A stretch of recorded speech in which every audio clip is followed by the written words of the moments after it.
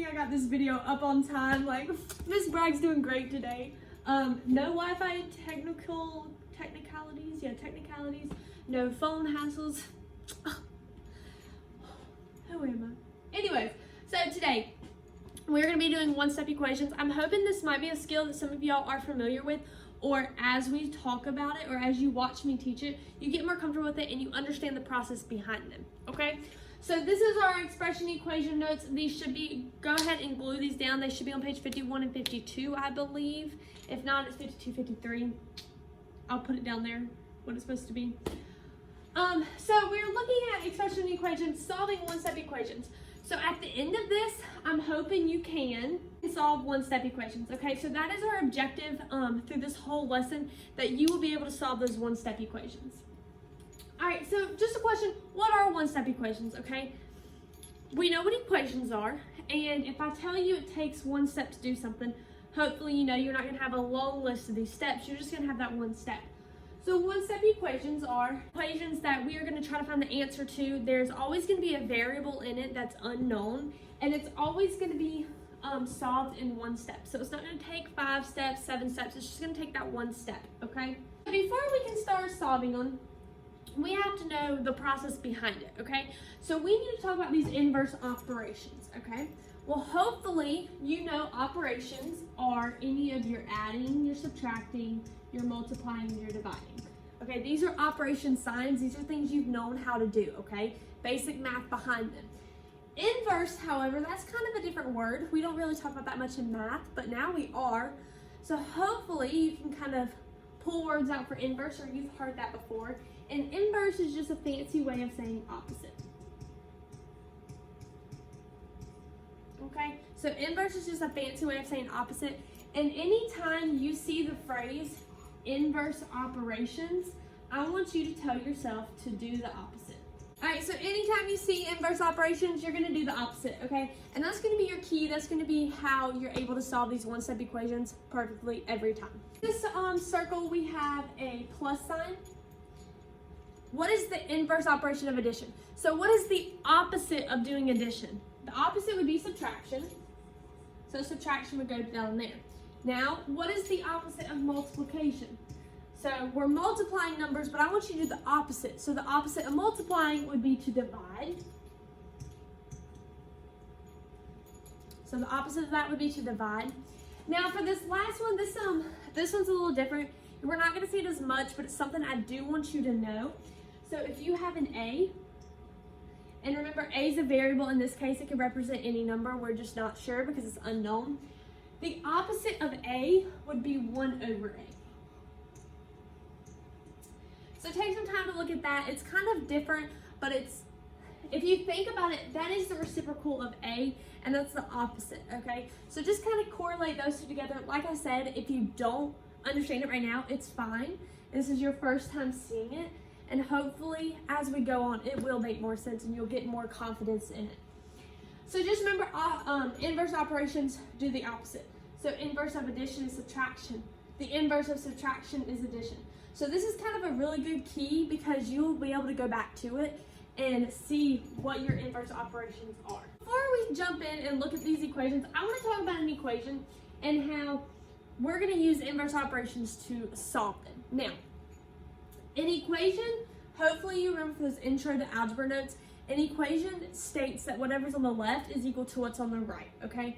So when we talk about these equations, we want to think of a balance. Balance being like in science, where you're weighing something and for it to be equal, they would be side by side, okay?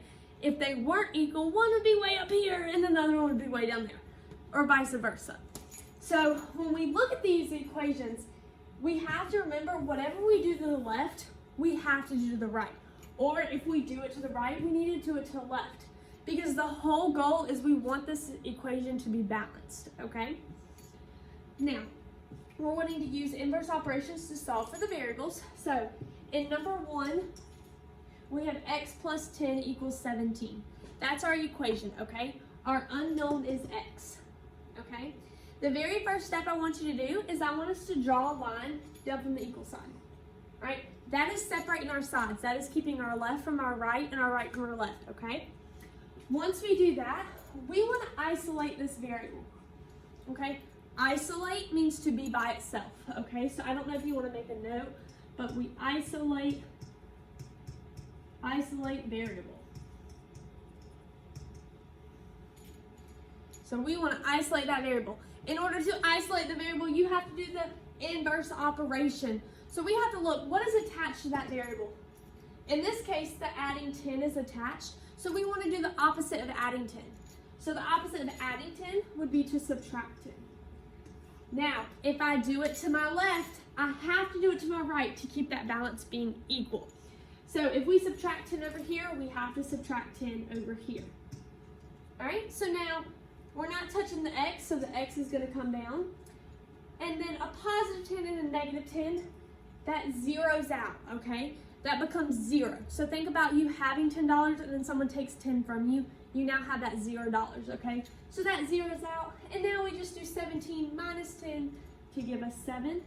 So our answer is x equals 7, okay? So yes, there was multiple steps in solving that, but it really only took that one step to subtract that 10 to get us that answer. The other steps just kind of help you in that process to remember what we are doing. All right, so let's look at number 2. The first thing I want you to do is draw a line down from that equal sign that keeps our right and our left from touching each other. We want them separate. We want to keep them away from each other. Our second step is to isolate the variable. To isolate the variable, you do the inverse operation. So in this one, we're doing x minus 2. The inverse of subtracting 2 would be to add 2. So we're going to add 2 on this side. But if we do it to the left, we have to do it to the right. So we're going to add 2 over here. And then now we can solve. Nothing is happening to our x, so we can bring it down. A negative 2 and a positive 2 zero out. That becomes 0. And then 14 plus 2 gives us that 16. So our answer is x equals 16.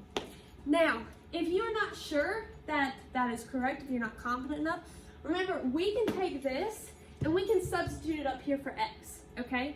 So we found that x is 16. So if we plug 16 up here for x, 16 minus 2 does give us 14, so we are good to go.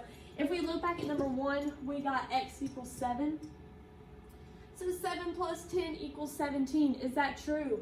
Yes, we are good to go. We solved both of them perfectly. Okay? Hopefully we're feeling good.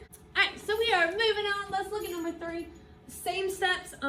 So it is the same process, same one-step equation. So I want us to do those steps, okay? First, we draw a line down from the equal sign. This keeps our left and our right from getting mixed up and getting mixed together.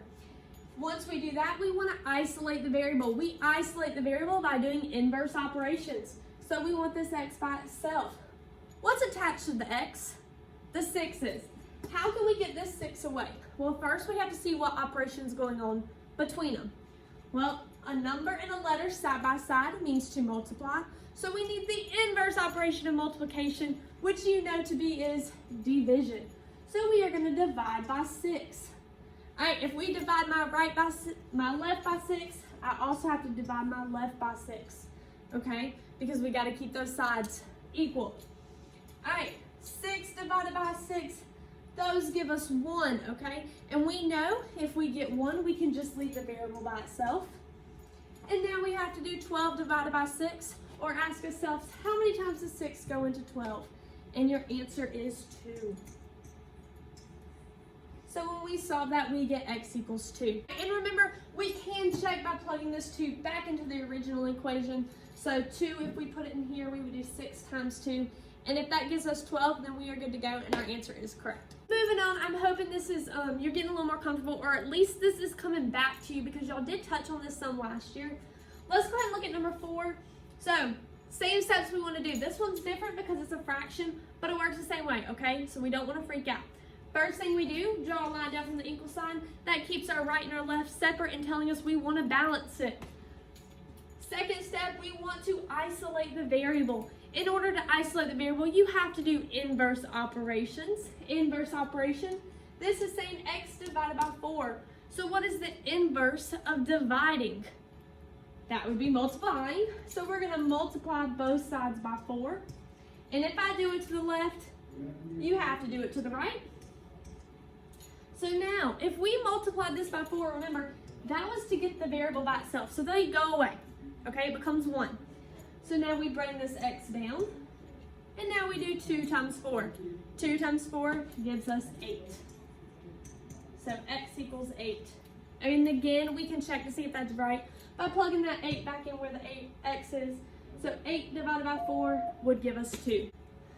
Alright, so while going over this, we have done an addition, we've done a subtraction, we've done multiplication, and we have done division. So we have covered all those steps. I'm hoping that y'all are okay, or like I said, that it's coming back to y'all. But remember, I'm here, I'm at school. Call me on the Teams app, email me, be like, Miss Bragg, I need help. And you know I'm more than happy to help y'all. Or at least I hope you know that. That is what I'm here for. Before we finish these notes off, I do want to look at the important note at the bottom. All right, so do not forget to balance the equations. So balance. We do not want to be unequal. We don't want that balance beam to go really high up or go really low, okay? And then just remember, you must do the same operations on both sides. Okay, so if you subtract on the left, you better subtract on the right, okay? We want it to be equal, we want it to make sense. Steps to solving equations, okay? So just remember those steps. You draw the line down from the equal sign to keep the left and right away from each other. We want to then isolate the variable. We isolate the variable by doing inverse operations, and then we solve, okay? So I'm gonna put these up here, right here. Write these down so you can refer to them. So then when you do these 6 problems on your own, you will be good to go. All right, if y'all have questions, let me know. Good luck, you guys. You got this.